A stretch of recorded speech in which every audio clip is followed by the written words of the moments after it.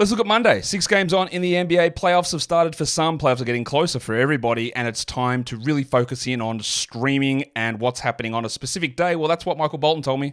Thanks, Josh. It's Michael Bolton here, and it's time for another episode of the Locked On Fantasy Basketball Podcast. Let's get to it. Let's get to it, indeed. You are Locked On Fantasy Basketball, your daily fantasy basketball podcast, part of the Locked On Podcast Network.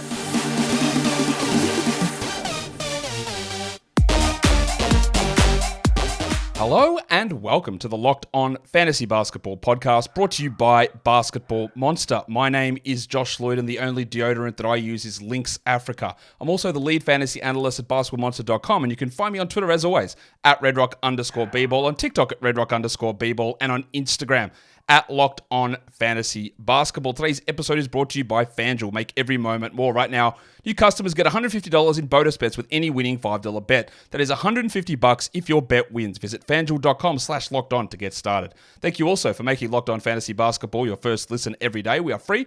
We're available on all platforms, so go be a double banger. Hit the thumb up, hit the subscribe, ring the bell, and leave your comments down below. So we're here now to talk Monday. As I said, 6 games on, and some of your strategies are a little bit different, and I'm going to present this show slightly differently through these next few weeks until we end the season, just so you're aware. Won't be that different, but be some differences in terms of how we're looking at streaming and what we need to do for the week. First game up is one that I just don't know. It's Memphis and it's Brooklyn. We have got, in terms of schedules, Memphis goes Monday, Wednesday, Friday, Sunday this week. The Nets, of course, have the 5-game week, Monday, Tuesday, Thursday, Saturday, Sunday. Injury-wise, well, who knows? Jaren Jackson missed the back-to-back Friday, Saturday against Portland. Is that fake injury going to be okay enough to play on Monday against the Nets team that's not all that good? I don't know. Derrick Rose got a back issue. Zion Williams has a back issue. I don't think they're going to play, so I'm preemptively listing them doubtful, but I don't know. Marcus Smart out, Bane out, Brandon Clark out, Scottie Pippen out, but Kennard, Conchar, literally anybody could pop up on the injury report. While for the Nets, Ben Simmons hurt his leg last weekend, came back for a random 13 minutes on Monday and hasn't played since. Cool, well done, you guys are good.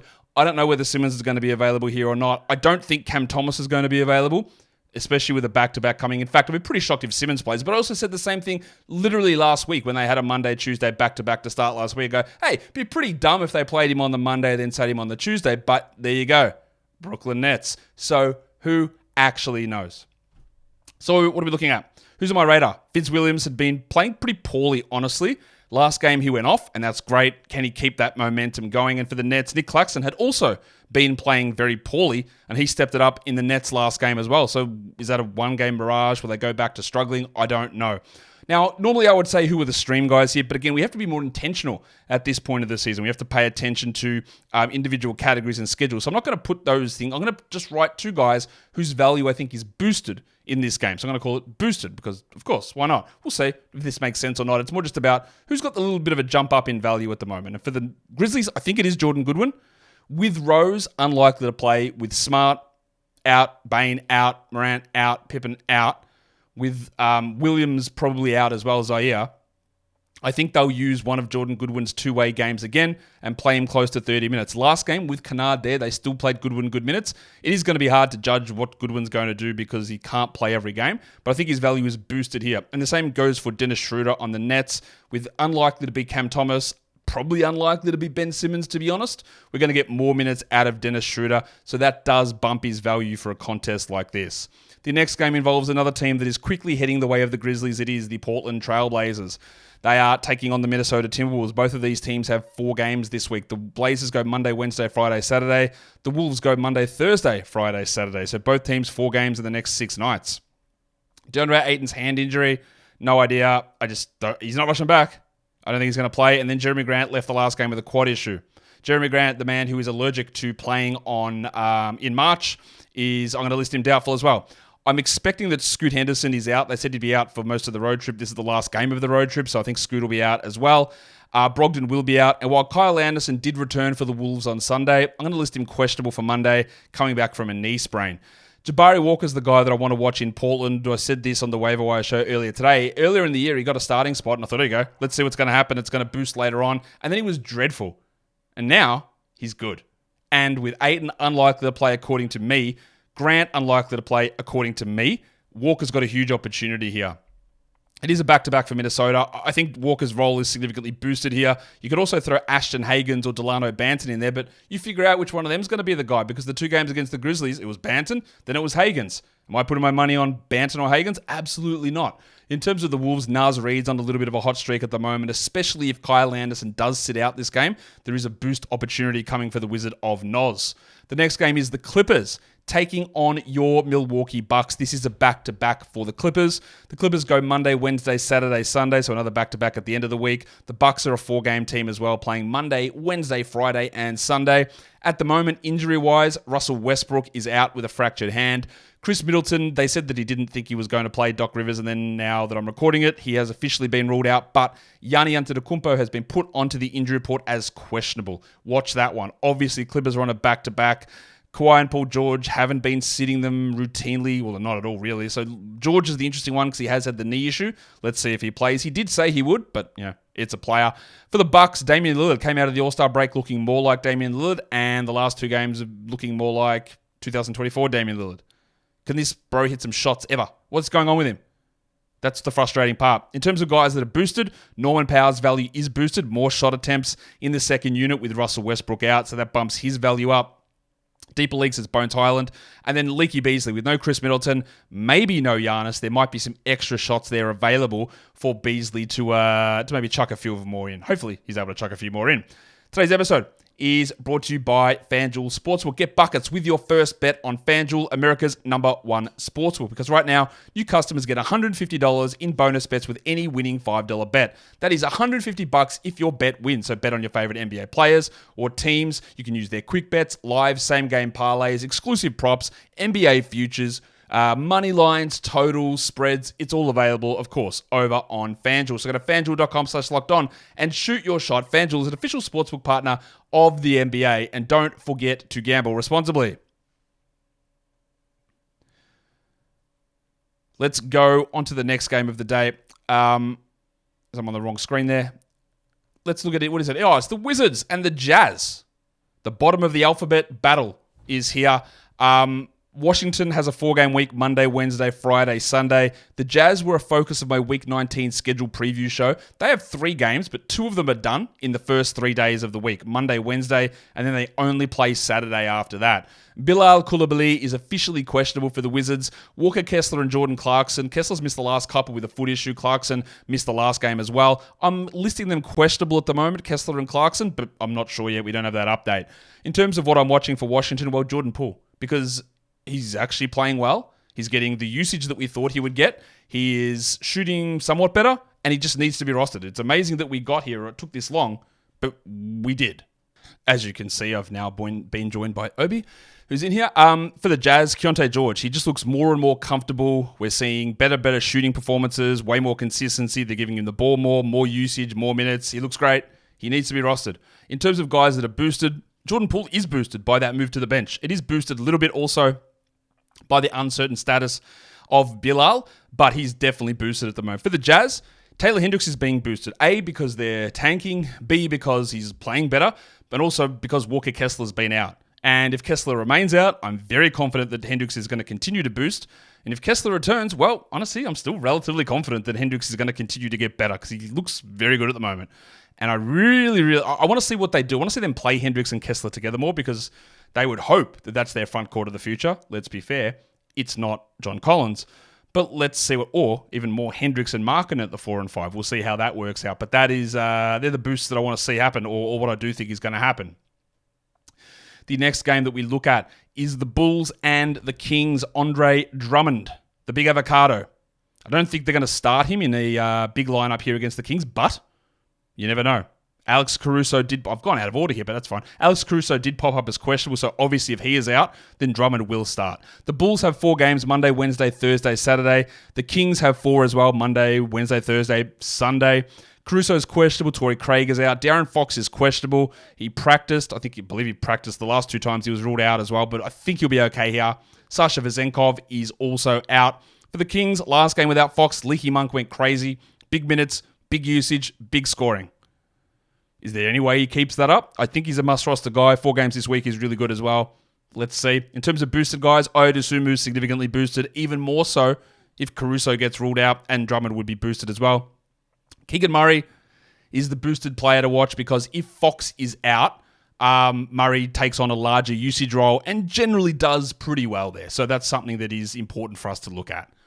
The next game we take a squiz at here is the final game of the day. It is the Thunder and the Lakers. This is a back-to-back for Oklahoma City. Both of these teams have 4 games this week, and both of them play Monday, Wednesday, Friday, Sunday. Identical schedules for the Thunder and Lakers. Jalen Williams, he is out on Sunday. I don't think that he will play on Monday. And then for the Lakers, Wood, Vincent, Vanderbilt, and Castleton are all out. And rest assured, LeBron and Anthony Davis, I'm sure, are going to pop up as on the injury report as questionable, and I'm sure they will play through it. But I don't know that at this point. For the Lakers, what am I watching? D'Angelo Russell. What a season this guy's had. He started out, and then they were playing him limited minutes. He went out to like 25 minutes as a starter. He was terrible. He got benched, and I was like, oh, guys, they don't like him. They benched him in the playoffs. They benched him again at the start of the regular season. He's really struggling. I was like, I don't really believe in this, and I think you can move on. Then he turned into the greatest player of all time and played 40 minutes a night and shot 80% from 3 and ran the usage out of nowhere. And now we sort of settled into being like just mid, like 90th, 100th best player. Just a wild fluctuation. I can't wait to like graph his rolling averages of ranks to see where it goes, because it's going to be all over the shop. Who is boosted? Weirdly, I think Bismack Biyombo might get a boost. If Pig Williams is out, they might use him, especially against a front court that does include Anthony Davis. So that's just someone in deeper leagues, if you're looking to get some desperation rebounds, field goals, or blocks, maybe a little bit more Bismack. Not much, but maybe he plays. For the Lakers, Rui Hachimura gets the bump with all these guys out. We know what Rui can do. 60% shooting for good scoring, or he has 4 shots, hits one of them, and has 6 points with 1 rebound. That's the Hachimura experience consistently, but there is a boosted opportunity there with all of those players currently sidelined. So, in terms of back-to-backs, there's only one team going Monday, Tuesday, and that is your Brooklyn Nets. Cool. So this is what we're going to do a little bit different here. Normally we'd go chunky, right? We get real chunked up and we would talk about who's playing quality games over the next 5 days. But remember, every single day for the next 3 weeks is a quality game day. So it's not about that. So what are we looking at? Well, who's playing 3 games in 4 nights, but also who's playing 1 game in 4 nights? So Monday through Thursday. The Nets, the Bulls, and the Kings play 3 games in 4 nights to start the week. The Hornets, the Pelicans, and the Knicks play 1 game in 4 nights to start the week. Now, you could say that's an easy move. I will drop a Pelicans player and I will add a fringe Bulls player. Trey Murphy for Ayo Dosunmu, right? You might decide that's your move, because the first 4 days of this week, you get +2.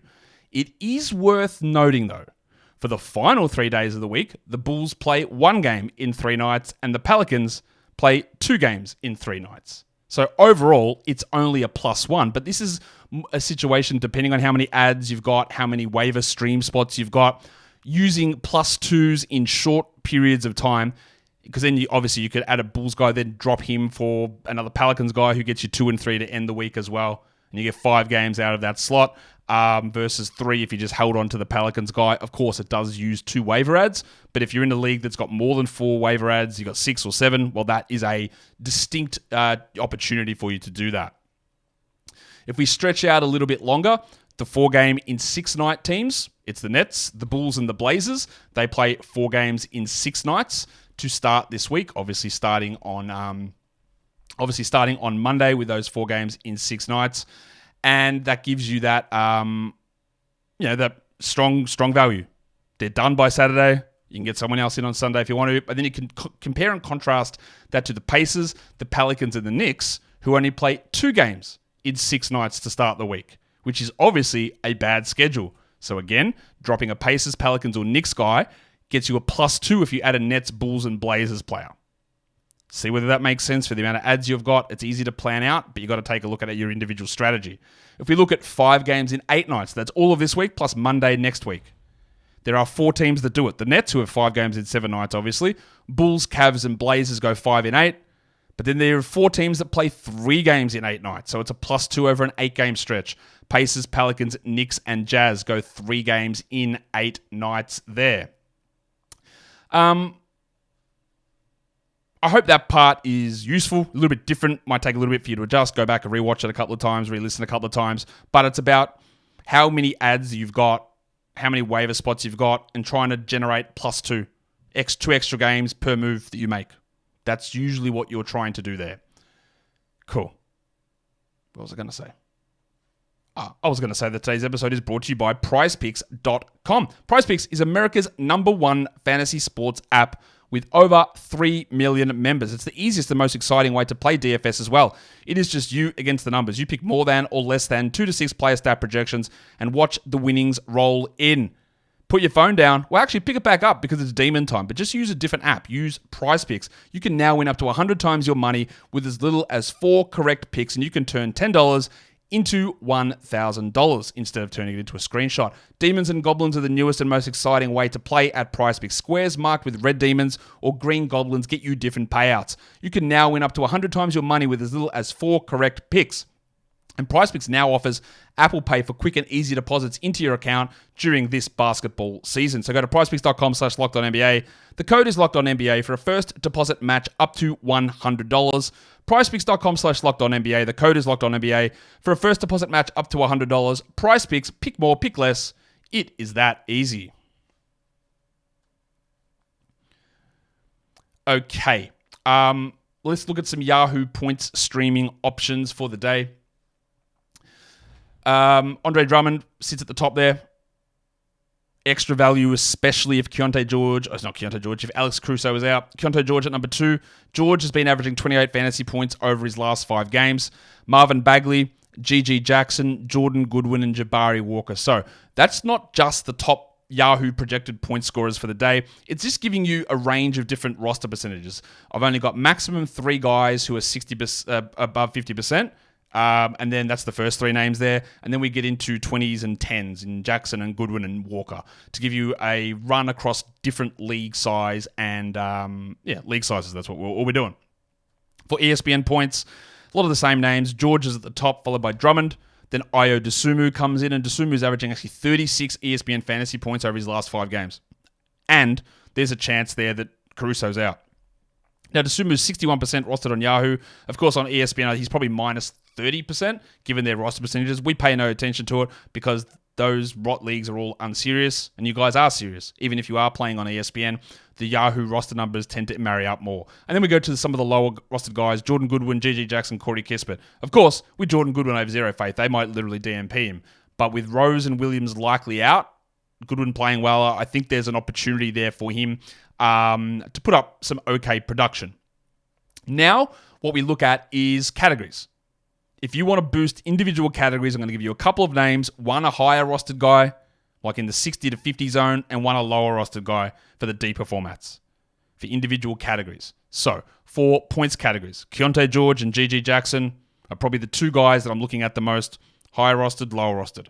Threes, Keyonte George again, and Leaky Beasley. Really good threes guy, under 40% rostered. Pretty good opportunity for Leaky to put up some numbers. And then we look at rebounds and blocks. I tried to put these together. Big men, that's what big men do, yeah? Rebounds and blocks. So for boards, Drummond, that's the guy you want. Jabari Walker, if Ayton and Grant remain out, you probably get double digits out of Jabari there. For blocks, the Wizard of Naz Reid, especially boosted if Kyle Anderson is out. And then in deeper formats, available everywhere, Day'Ron Sharpe, 5 games this week. He might get 2 blocks. He literally might get 2 blocks a game, or 1.5 blocks a game for 5 games. But really good value at least for the game on Monday. Assists and steals, we're grouping those together. So Keyonte George is the assist guy that I'm looking at. Love what he's doing at the moment. Deeper leagues, we go to Jordan Goodwin with the giantest of asterisks as possible. For steals, well, it's 2 Portland guys. Matisse Thybulle, we know that he gets 5 steals easy. And another sneaky guy who's rostered like nowhere is Chris Murray, who's getting 35 minutes a night with Brogdon and Scoot out. He might have 4 points on 7 shots, which is a pretty common thing for him. But he's been getting pretty strong steal numbers. So that is a guy that's just available everywhere. If we look at the percentages, who are the percentage influencers that you might be available for shallow and deeper leagues? For field goals, we're looking at Marvin Bagley and then Day'Ron Sharpe for the deeper leagues. For free throws, it's that bloke again, Keyonte George. And then for really deep leagues, the Italian cock, Danilo Gallinari. The man doesn't play much, but there's 10, 12, 13 minutes there. If Giannis is out, maybe he plays more. And then he doesn't miss free throws either, as Obi's often done with talking about Danilo Gallinari. And lastly, we've already done the points streams of the day. Let's just look at the overall category streams of the day. 10-teamer, we are going to Keyonte George. 12-teamer, we are looking at Jordan Goodwin with the biggest level of doubt ever. But if he plays, like, he is clearly a 12-team streamer. 14-team, I am going to the golf club Taylor Hendricks. And now I just made that name up on the fly. Hendricks is a brand of golf clubs. And I could have gone gin. What am I going to call him? Rummy? Ooh, nah. The golf club, Taylor Hendricks. 14. Yeah, Hendricks is a golf club. Now, again, correct me if I'm wrong. I'm going to go check it after this and be embarrassed that I'm wrong. 16-team streamer is Dayron Sharp there as well. And that is the end of a daily stream show for Monday. So we've got the 3 in 4s versus 1 in 4s, 4 in 6s versus 2 in 6s, the individual category stream options. I hope all those changes are helpful for you. I'm sure you'll leave your feedback, and do that when you leave your feedback in the comments down below. But while you're there, hit a thumb up, ring the bell, and leave your comments. And if you hated the show, hit the thumbs down button. And I heard someone else say this the other day, it really has an impact. You hit it twice, the thumbs down, so they really know that you hated it. Really, good advice there for the people who really hate what's going on. Guys, we are done here. Thank you so much for watching, everyone. See ya.